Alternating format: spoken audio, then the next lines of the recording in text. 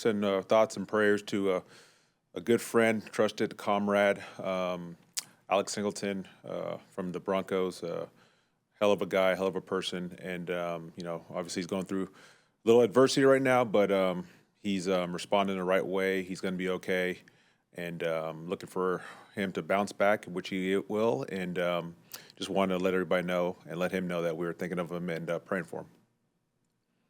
All right, we'll kick things off with Cass, followed by Mike K. Hey Jay, how's it going? Good. How you doing? Good. JC was pretty hard on himself Sunday after the game, took a lot of responsibility on accountability, and said, he can't wait for this coming Sunday as well. Like, how have you seen him respond this week, and what does it mean to have kind of one of the leaders on your defense take that on themselves? Well, I mean, we all preach that it's about everybody being responsible for their own performance and being accountable to their own performance, coaches and players, and so certainly that's what he's done.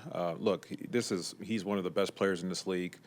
He's done so many great things for us over the last couple of years, and even within that game, there were so many downs that he was really, really good, and he had a couple that he wished he had back, and that's the nature of that position. And the cool thing about him, though, is like his confidence is not affected, his demeanor is not affected.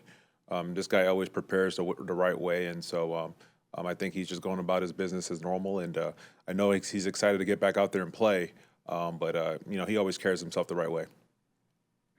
And then just one more, kind of a little off the path here. I know you never coached Jair Alexander, but he said this week he was retiring, kind of to step away, focus on his mental health. Mm-hmm. Like, what is it like as a coach to kind of how do you check in on guys like that and kind of make sure they're where they need to be, and how important is that?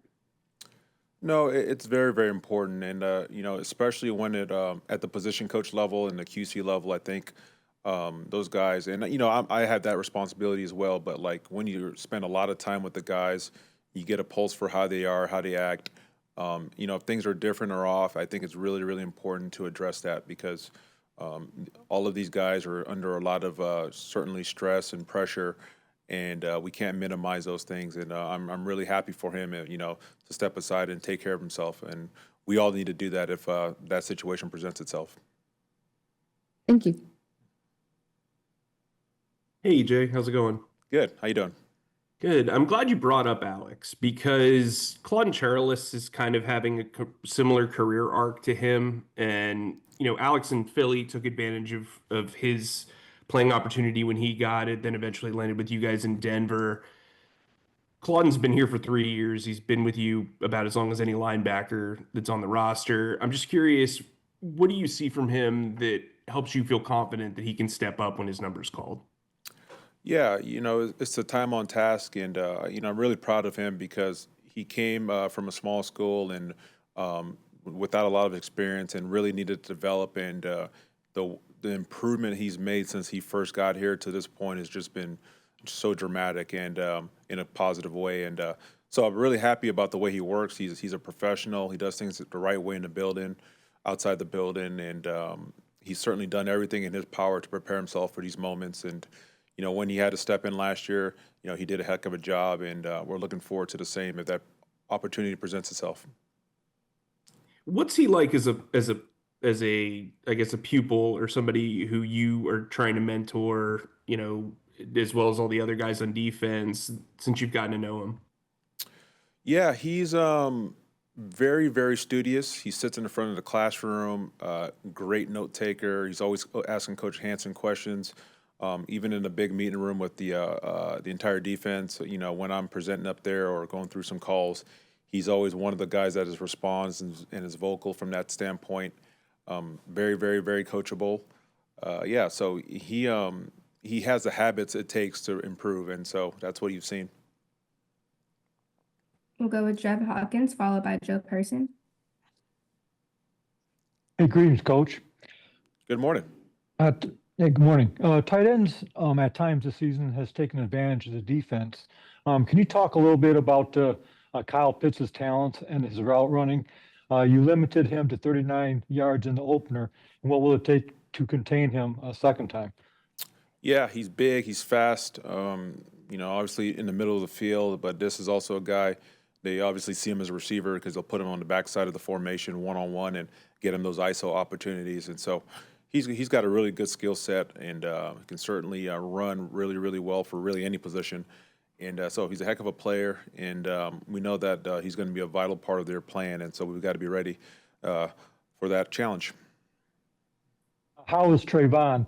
I saw him in the locker room after the game with his with stitches on his lip, but I didn't see him on the injury list yesterday. Is he ready to go? Yeah, I didn't know there was anything wrong with him. Good. Mm-hmm. Thank you. Yeah, no problem. Hey, Jay, good morning. Good morning. We have seen Scorton's pressure rate and sack rate tick up here the last 3-4 weeks or so. Is that simply a matter of opportunity, or what have you seen evolve in his game over these first 10 games? I think it's a big part of improvement. This guy is he's unbelievable. I mean, since the day he walked in here, phenomenal work habits, great in the classroom. He sat next to Pat Jones from day one and just trying to absorb as much as he could from him. He's very, very coachable. He's very, very smart. I don't know if I've ever seen a player, especially at such a young age, play so hard. I mean, every practice rep, every game rep, he is running and running and running, jumping on the ball, doing all the little things. And so, but anyways, my point is that he, when you work and prepare the way he does in the classroom, in the training room, in the weight room, on the practice field, obviously, you're going to get better, and that's what you're seeing. And so he was drafted in that position for a reason, and with his habits, he's going to continue to improve, and so that's what he's done. You mentioned the draft. Anything as you watched his college tape, or even during the meetings with him, that was there a game where that energy and that effort level jumped off the tape at you? I mean, I just not even hyperbole, but it's every time he's on the field. I mean, he only knows one way to go, and it is hard, and it is as fast as he can every time. And so that's his play style. Thank you. Mm-hmm.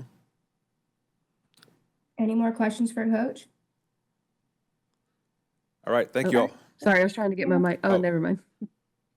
I was just gonna follow up on that question about Nick. Like, is that almost how much of is that a good problem to have, where you almost have to slow a guy down? And like, I know you said you've never really seen a guy play that hard that young, but like, is there a guy in your past that you can kind of compare him to as far as just his talent level and his dedication? Well, I haven't been exposed to him, but he does, and it's funny that similar schools, I believe, Purdue, but it kind of reminds me of George Karlafakis. Am I pronouncing that correctly? From Kansas City, but they're very similar in terms of the way they play. Big physical guys, great motors, great play style. So that's kind of the first person that jumps to mind when I think about Nick.